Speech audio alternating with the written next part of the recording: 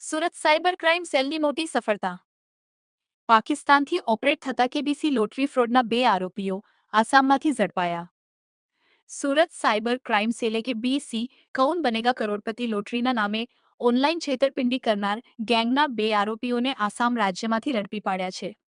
આરોપીઓ ફરિયાદીને કેબીસી લોટરીમાં ₹25 લાખ અને અન્ય કેસમાં ₹8.50 લાખની લોટરી લાગી હોવાનું જણાવી registration fee, processing fee, GST, RBI clearance fee, insurance fee, NOC fee વગેરેના નામે અલગ અલગ બેંક ખાતાઓમાં રૂપિયા ટ્રાન્સફર કરાવ્યા હતા. છેતરપિંડી માટે આરોપીઓએ આરબીઆઈ, એસબીઆઈ અને ministry of power government of ઇન્ડિયાના લોગોવાળા બનાવટી લેટરપેડ, ચેક અને ઇલેક્ટ્રોનિક દસ્તાવેજોનો ઉપયોગ કર્યો હતો. ફરિયાદ બાદ સુરત સાયબર ક્રાઇમ પોલીસ દ્વારા ટેકનિકલ તપાસ હાથ ધરતા મોબાઈલ નંબરના વોટ્સએપ આઈપી પાકિસ્તાનના હોવાનું તેમજ ઉપયોગમાં લેવાયેલા બેંક ખાતા આસામના હોવાનું સામે આવ્યું હતું. તપાસમાં સામે આવ્યું કે આરોપીઓ પોતાના બેંક ખાતા અને એટીએમ કાર્ડ કમિશનના આધારે અન્ય સાગરીતોને આપતા હતા અને ખાતામાં આવેલા પૈસા ઉપાડી આગળ પહોંચાડતા હતા. એનસીસીઆરપી પોર્ટલ પર તપાસ કરતા આ જ બેંક ખાતા સામે પોરબંદર અને ઝારખંડમાં પણ ફરિયાદો નોંધાયેલી મળી હતી. કુલ મળીને અંદાજે ₹28.68 લાખથી વધુની છેતરપિંડી થયાનું સામે આવ્યું છે. સાયબર ક્રાઇમ સેલની જનતાને અપીલ કે બીસી લોટરી, ઇનામ કે વિદેશી નોકરીની લોભામણી જાહેરાતોથી સાવચેત રહો. કોઈપણ પ્રકારની ફી ભરીને ઇનામ મેળવવાની વાતો પર વિશ્વાસ ન કરો. વિદેશી વિઝા અથવા નોકરી સંબંધિત ઓફર લેટર હંમેશા ચકાસણી કર્યા બાદ જ કાર્યવાહી કરો.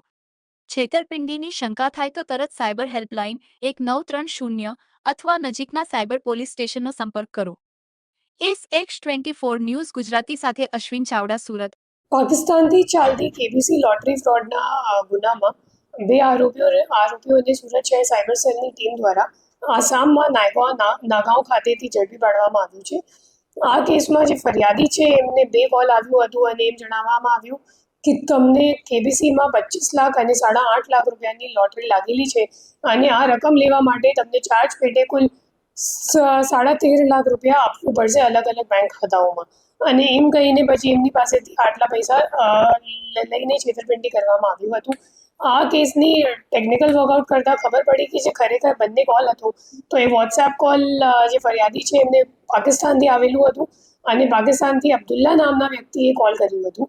પછી જે તમામ ખાતાઓ છે જેમાં ટ્રાન્સફર કરાવવામાં આવ્યું હતું પૈસા, તો એ તમામ ખાતાઓ આસામના હતા.